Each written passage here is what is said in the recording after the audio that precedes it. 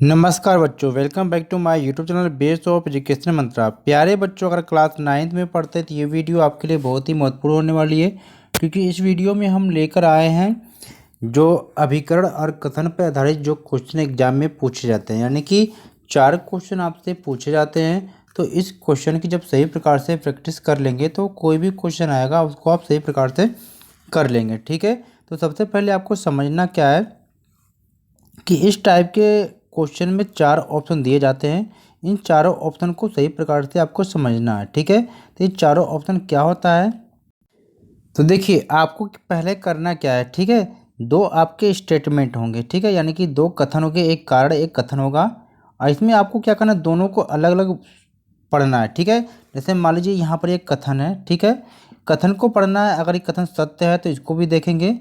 कारण को पढ़ना है, कारण भी अगर सत्य लगेगा तो इसको भी देखेंगे।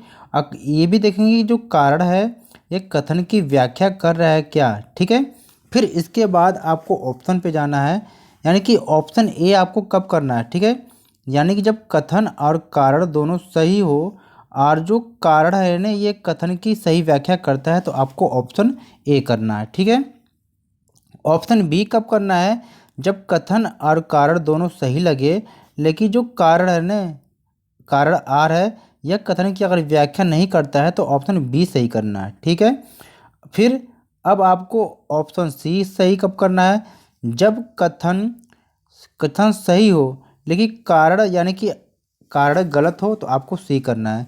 डी कब करना है, जब कथन गलत हो और कारण सही हो तो आपको ऑप्शन डी करना है। ठीक है, उम्मीद करते हैं कि प्यारे बच्चों इस टाइप के क्वेश्चन को आप समझ गए होंगे, क्योंकि इस टाइप से 4 क्वेश्चन जरूर आते हैं। ठीक है, आपको क्या करना है कि बस बहुत ही सिंपल है कि आपको कथन को पढ़ना है बच्चों। ठीक है, आपको कथन को पढ़ना है और फिर कारण को पढ़ना है। ठीक है, कथन को पढ़ने के बाद देखते हैं कि सन 1946 में फ्रांस की महिलाओं को मताधिकार प्राप्त हुआ।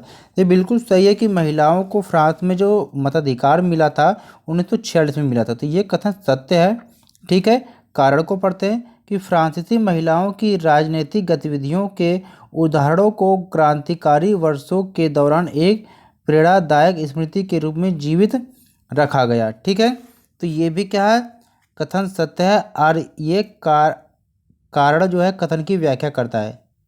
ठीक है, तो ये कारण क्या है, कथन की व्याख्या करता है। तो अगर देखा जाए तो ऑप्शन ए यहाँ पर क्या हो जाएगा, करेक्ट हो जाएगा। ठीक है, यानी कि ऑप्शन ए यहाँ पर सही हो जाएगा। ठीक है, चलिए चलते हैं नेक्स्ट क्वेश्चन की तरफ। अगला क्वेश्चन यहाँ पर दे रखा है, ठीक है, कि कथन में क्या दे रखा है कि 1917 की अक्टूबर क्रांति के जरिए रूस की सत्ता पर समाजवादियों ने कब्जा कर लिया, तो ये सत्य है।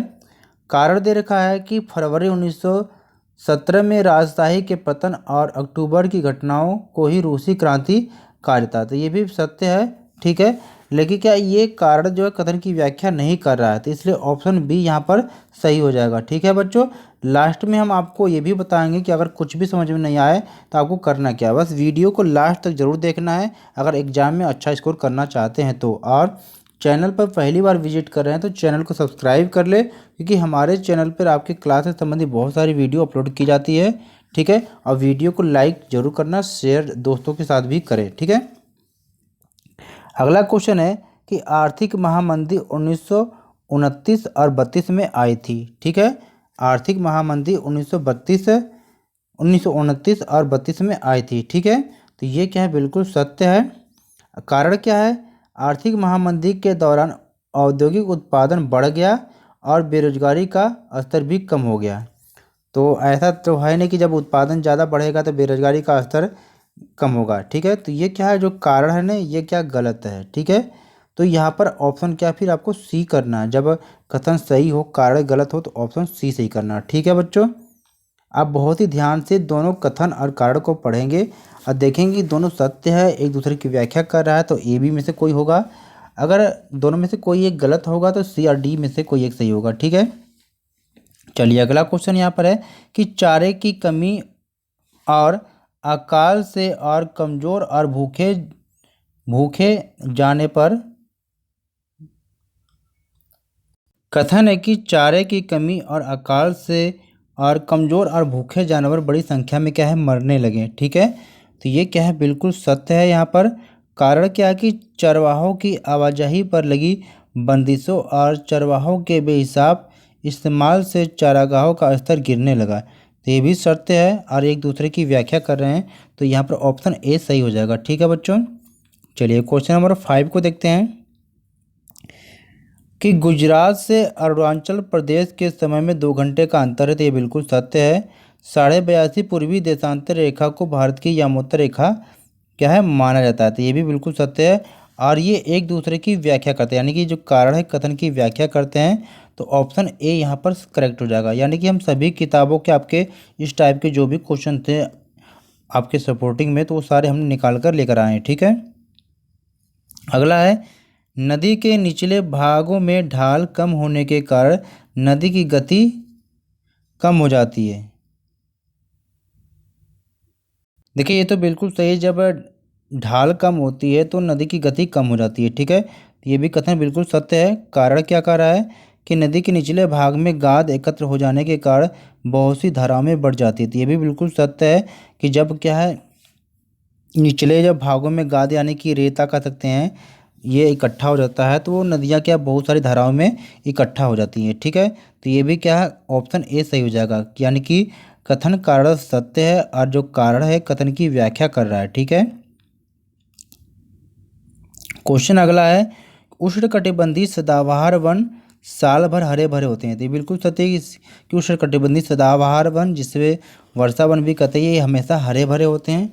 ठीक है, कारण क्या कर रहा है कि वृक्षों में पतझड़ होने का कोई निश्चित समय नहीं होता है।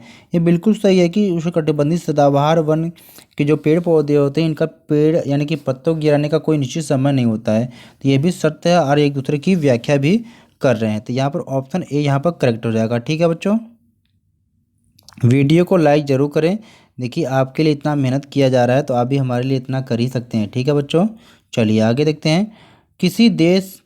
किसी देश महिलाओं को मताधिकार न देना अलोकतांत्रिक है। यानी किसी भी देश में महिलाओं को अगर मताधिकार नहीं मिल रहा है तो वह और अलोकतांत्रिक है। तो ये सत्य है। ठीक है, कारण क्या है कि लोकतंत्र नागरिकों के सम्मान में वृद्धि करता है। तो ये भी बिल्कुल सत्य है, बस एक दूसरे की व्याख्या नहीं कर रहे हैं। ठीक है, तो यहाँ पर ऑप्शन बी करेक्ट हो जाएगा। क्वेश्चन 9 है यहाँ पर कि हमारा संविधान प्रत्येक नागरिकों को अपना प्रतिनिधि चुनने का अधिकार देता है। तो ये बिल्कुल सत्य है। कारण क्या कह रहा है, कारण कह रहा है कि कुछ चुनाव क्षेत्र अनुसूचित जाति के लोगों के लिए आरक्षित है। ये भी बिल्कुल सत्य है, लेकिन दोनों एक दूसरे की व्याख्या नहीं कर रहे हैं। ऑप्शन बी करेक्ट हो जाएगा। ठीक है, आगे देखते हैं। क्वेश्चन नंबर 10 है कि सर्वोच्च न्यायालय न्यायिक प्रशासन को नियंत्रित करता है। तो ये बिल्कुल सत्य है। कारण क्या है, यह उच्च न्यायालय के फैसलों के खिलाफ सुनवाई कर सकता है। तो ये भी सत्य है और कारण क्या है कथन की व्याख्या कर रहा है। तो यहाँ पर ऑप्शन ए करेक्ट हो जाएगा। ठीक है, चलिए आगे चलते हैं। क्वेश्चन 11 यहाँ पर कि उत्पादन भूमि श्रम और पूंजी को संयोजित करके संगठित होता है। तो ये भी सत्य है। ठीक है, और कारण है कि औजार मशीनें और भवन को अस्थायी पूंजी कहते हैं। ये भी सत्य है।